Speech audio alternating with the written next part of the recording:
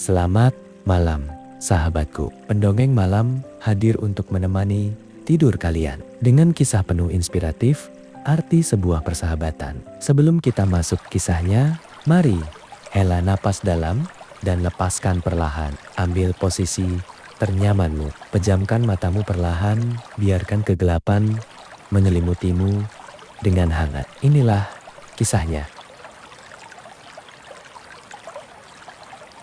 Puncak Carstenses Pyramid, Puncak Jaya, berdiri megah di antara hamparan awan Papua, menjaga salju abadi yang kian terkikis zaman. Bagi Arga dan Dimas, dua sahabat sejak masa kuliah, menaklukkan gunung tertinggi di Indonesia ini bukan sekadar ambisi di atas kertas, melainkan janji lama yang sempat tertunda oleh kesibukan kerja di ibu kota. Arga adalah tipe petualang yang taktis dan penuh persiapan. Sementara Dimas adalah sosok yang humoris, tenang, namun terkadang keras kepala. Persahabatan mereka yang sudah berjalan 10 tahun akan diuji oleh medan paling ekstrem di Nusantara. Langkah awal dan kabut ilusi. Perjalanan dimulai dari desa. Terakhir sebelum memasuki jalur hutan, hujan yang rapat. Pada hari-hari pertama, semangat mereka masih membara. Canda gurau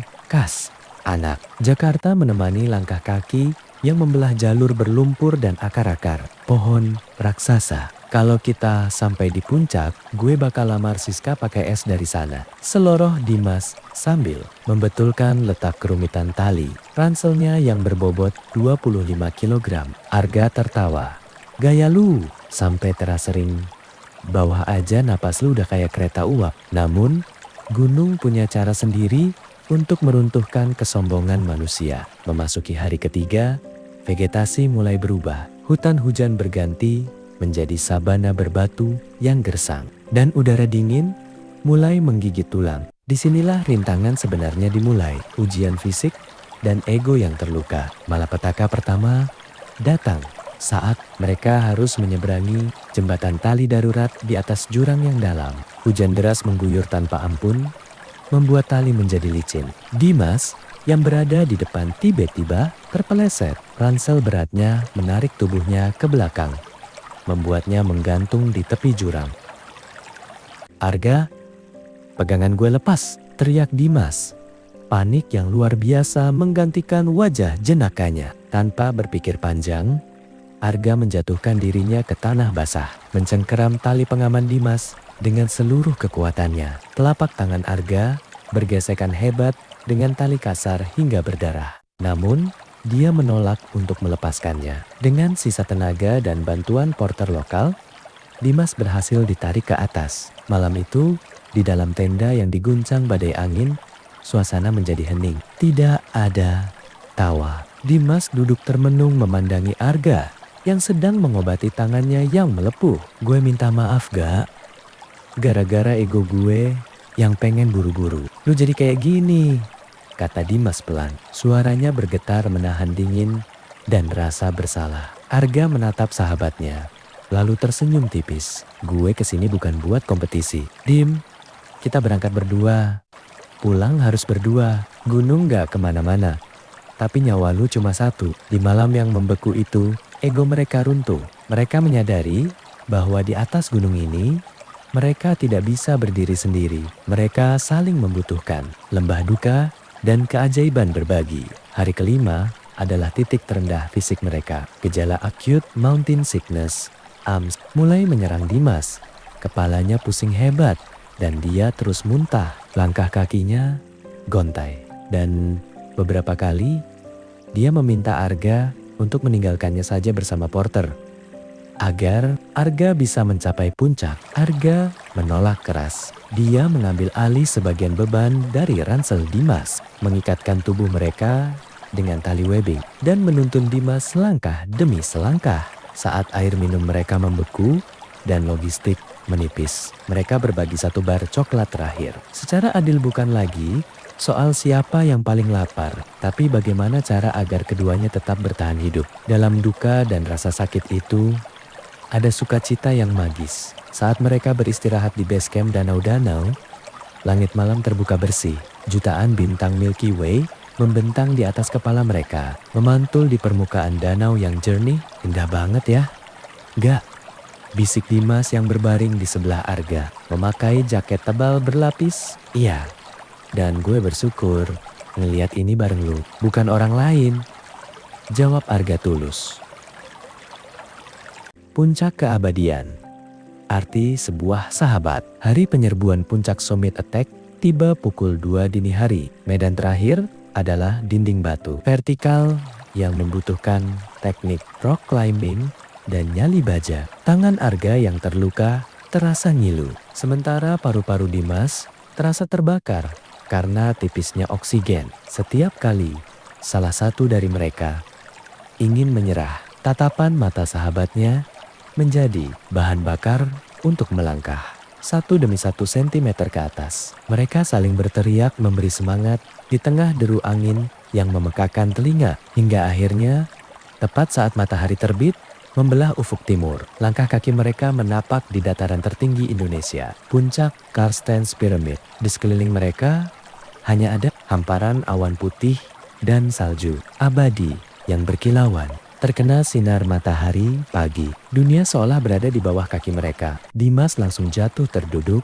air matanya menetes tanpa bisa dibendung. Arga mendekat, lalu memeluk erat sahabatnya itu. Tidak ada kata-kata hebat yang keluar, hanya tangisan haru dan tepukan di punggung yang menyalurkan rasa terima kasih yang mendalam, ikatan yang takkan putus. Saat mereka berjalan turun kembali menuju peradaban, mereka bukan lagi dua pemuda yang sama seperti saat berangkat dari Jakarta. Perjalanan ini memang penuh dengan luka, dingin yang menusuk, dan ketakutan akan kematian. Namun, di balik semua aral merintang itu, mereka menemukan sesuatu yang jauh lebih kokoh dari cadas Carstensz. Arti sejati dari persahabatan. Mereka belajar bahwa sahabat bukan hanya ada saat tertawa bersama di kedai kopi, melainkan dia yang mengulurkan tangan saat kita tergantung di tepi jurang, yang membagi makanan terakhirnya saat kelaparan, dan yang menolak melangkah maju jika sahabatnya tertinggal di belakang. Pendakian gunung tertinggi itu telah menempa persahabatan Arga dan Dimas menjadi sebuah ikatan yang takkan mampu dipisahkan oleh jarak maupun waktu.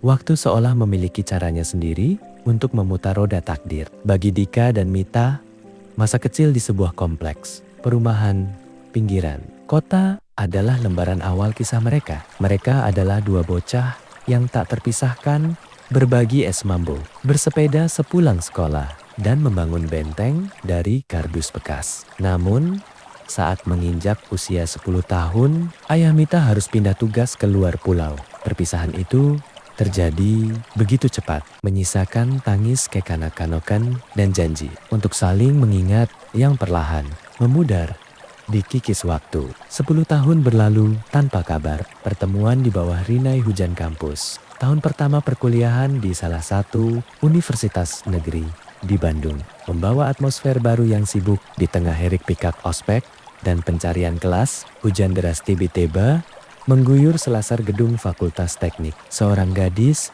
berambut sebahu tampak panik melindungi maket arsitekturnya dengan jaket. Di saat yang sama, seorang mahasiswa dengan payung hitam besar melintas. "Butuh bantuan?" tanya mahasiswa itu, menyodorkan payungnya. Gadis itu menoleh saat sepasang mata mereka bertemu.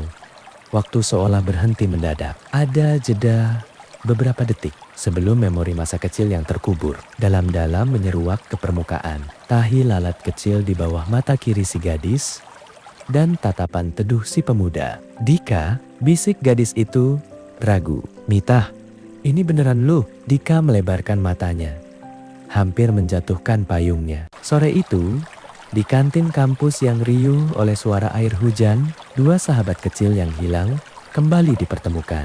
Mereka tertawa, bertukar cerita tentang kemana saja mereka selama 10 tahun ini, dan menyadari bahwa takdir telah membawa mereka ke kampus yang sama, bahkan fakultas yang bertetangga. Saat persahabatan berubah warna, kembalinya Mita di hidup Dika membawa warna baru. Persahabatan mereka bersemi kembali dengan cepat. Namun kali ini dengan getaran yang berbeda. Mereka bukan lagi anak-anak yang meributkan mainan. Dika kini melihat Mita sebagai gadis yang mandiri, cerdas, dan memesona. Sementara Mita menemukan sosok pelindung yang dewasa dan penyabar dalam diri Dika. Perasaan itu tumbuh secara organik melalui hal-hal kecil.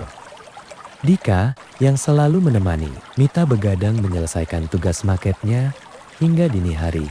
Atau Mita yang selalu membawakan kotak bekal berisi makanan kesukaan Dika saat cowok itu sibuk dengan urusan badan eksekutif mahasiswa BEM. Waktu seolah memiliki caranya sendiri untuk memutar roda takdir. Bagi Dika dan Mita, masa kecil di sebuah kompleks, perumahan, pinggiran kota adalah lembaran awal kisah mereka. Mereka adalah dua bocah yang tak terpisahkan berbagi es mambo, bersepeda sepulang sekolah, dan membangun benteng dari kardus bekas. Namun, saat menginjak usia 10 tahun, ayah Mita harus pindah tugas ke luar pulau. Perpisahan itu terjadi begitu cepat, menyisakan tangis kekanak-kanakan dan janji untuk saling mengingat yang perlahan, memudar, dikikis waktu. 10 tahun berlalu tanpa kabar. Pertemuan di bawah rinai hujan kampus. Tahun pertama perkuliahan di salah satu universitas negeri di Bandung. Membawa atmosfer baru yang sibuk. Di tengah hiruk pikuk ospek dan pencarian kelas. Hujan deras tiba-tiba mengguyur selasar gedung Fakultas Teknik. Seorang gadis berambut sebahu tampak panik melindungi maket arsitekturnya dengan jaket. Di saat yang sama, seorang mahasiswa dengan payung hitam besar melintas. "Butuh bantuan?" tanya mahasiswa itu menyodorkan payungnya. Gadis itu menoleh. Saat sepasang mata mereka bertemu, waktu seolah berhenti mendadak. Ada jeda beberapa detik sebelum memori masa kecil yang terkubur dalam-dalam menyeruak ke permukaan. Tahi lalat kecil di bawah mata kiri si gadis dan tatapan teduh si pemuda. "Dika," bisik gadis itu ragu. "Mita, ini beneran lu?" Dika melebarkan matanya, hampir menjatuhkan payungnya. Sore itu, di kantin kampus yang riuh oleh suara air hujan, dua sahabat kecil yang hilang kembali dipertemukan. Mereka tertawa, bertukar cerita tentang kemana saja mereka selama 10 tahun ini, dan menyadari bahwa takdir telah membawa mereka ke kampus yang sama, bahkan fakultas yang bertetangga. Saat persahabatan berubah warna, kembalinya Mita di hidup Dika membawa warna baru. Persahabatan mereka bersemi kembali dengan cepat, namun kali ini dengan getaran yang berbeda. Mereka bukan lagi anak-anak yang meributkan mainan. Dika kini melihat Mita sebagai gadis yang mandiri, cerdas, dan memesona. Sementara Mita menemukan sosok pelindung yang dewasa dan penyabar dalam diri Dika. Perasaan itu tumbuh secara organik melalui hal-hal kecil. Dika yang selalu menemani Mita begadang menyelesaikan tugas maketnya hingga dini hari. Atau Mita yang selalu membawakan kotak bekal berisi makanan kesukaan Dika saat cowok itu sibuk dengan urusan badan eksekutif mahasiswa BEM. Hingga pada suatu malam di semester 5 di atas Bukit Bintang yang menampilkan gemerlap lampu kota Bandung, Dika memberanikan diri. "Maite," panggil Dika pelan. Menatap lurus ke depan. "Gue rasa gue gak bisa cuma jadi sahabat lu lagi. Rasa ini udah lewat batas." Mita tertegun, jantungnya berdegup kencang. Dia menoleh ke arah Dika, melihat kesungguhan di mata cowok itu. Tanpa kata-kata, Mita menggenggam tangan Dika dan menyandarkan kepalanya di bahu cowok itu. Malam itu, status mereka berubah. Sahabat masa kecil itu kini resmi menjadi sepasang kekasih. Badai rintangan dan ego yang menguji. Namun, dunia perkuliahan dan kedewasaan nyatanya tidak seindah dongeng masa kecil. Memasuki tahun-tahun akhir, perjalanan cinta mereka mulai dihantam badai rintangan. Rintangan pertama datang dari kesibukan masing-masing. Tugas akhir yang menumpuk membuat komunikasi mereka sering tersendat. Kesalahpahaman kecil seringkali memicu pertengkaran hebat. Tak hanya itu, ujian terberat datang dari lingkungan. Orang tua Mita yang memiliki ekspektasi tinggi terhadap masa depan putrinya, mulai menjodohkan Mita dengan seorang anak rekan bisnis mereka yang sudah mapan. Dika yang mengetahui hal itu merasa minder dan tidak percaya diri dengan masa depannya sendiri yang masih abu-abu. Gue ngerasa gak pantas buat lu, MIT, ujar Dika.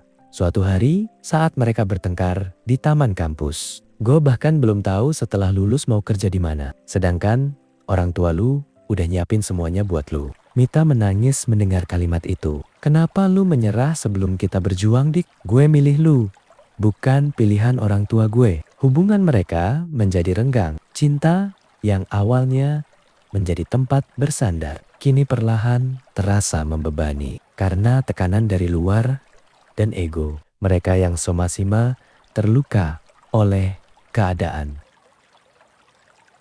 Akhir dari sebuah babak. Bandara Soekarno-Hatta menjadi saksi bisu akhir dari kisah mereka. Hari itu, udara terasa begitu berat. Dika berdiri di depan gerbang keberangkatan internasional, menatap Mita yang membawa koper besarnya. Tidak ada pelukan dramatis. Mereka hanya saling bertukar senyum getir, menyadari bahwa kisah cinta yang tumbuh dari benih persahabatan masa kecil ini harus menemui titik pemberhentiannya di sini. Terima kasih sudah jadi bagian terbaik dari masa kecil dan masa muda gue, Dika, ucap Mita tulus. Terima kasih juga, Mita.